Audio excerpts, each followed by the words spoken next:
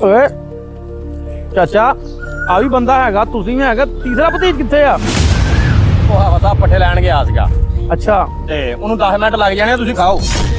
ਉਹ ਖਾ ਤੇ ਲੈਨੇ ਚਾਚਾ, ਮੈਂ ਤਾਂ ਕਹਿੰਦਾ ਉਹਨੂੰ ਆਵਾਜ਼ ਮਾਰ ਲਓ। ਓ ਯਾਰ ਉਹ ਖਾ ਲੂਗਾ, ਖਾਂਦਾ ਪੀਂਦਾ ਰਹਿੰਦਾ ਵਾ। ਤੁਸੀਂ ਬਾਦਲ ਆਏ ਆ, ਤੁਸੀਂ ਖਾਓ। ਚਾਚਾ ਭਤੀਜ ਨੂੰ ਬੁਲਾ ਲਓ, ਇਤਫਾਕ 'ਚ ਬੜੀ ਬਰਕਤ ਹੁੰਦੀ ਆ। ਜੇ ਉਹ ਤੁਹਾਨੂੰ ਨਹੀਂ ਬੁਲਾਉਂਦਾ ਤਾਂ ਕੋਈ ਗੱਲ ਨਹੀਂ, ਲੇਕਿਨ ਉਹਨੂੰ ਤੁਸੀਂ ਬੁਲਾ ਲਓ, ਤੁਹਾਡਾ ਦਾ ਉੱਤੇ ਆਸਾਨ ਵੀ ਹੋ ਜਾਏਗਾ, ਨਾਲ ਨਵਾਬ ਤੇ ਸੁਣਨਾ ਦਾ ਇਕੱਠੇ ਬੈਠ ਕੇ ਖਾਣ 'ਚ ਬਰਕਤ ਆ। ਭਤੀਜ ਹਾਂ ਚਾਚਾ। ਓ ਯਾਰ ਗੱਲ ਸੁਣ, ਉਰੇ ਆ, ਛੱਡ ਦੇ ਪੱਠੇ ਰਹਿਣ ਦੇ। ਆ ਜਾ ਪਾਣੀ ਪੀ ਲਾ, ਫੇਰ ਵੜਦੇ ਆ।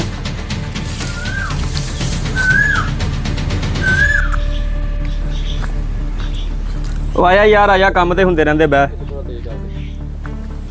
अस्सलाम वालेकुम जी।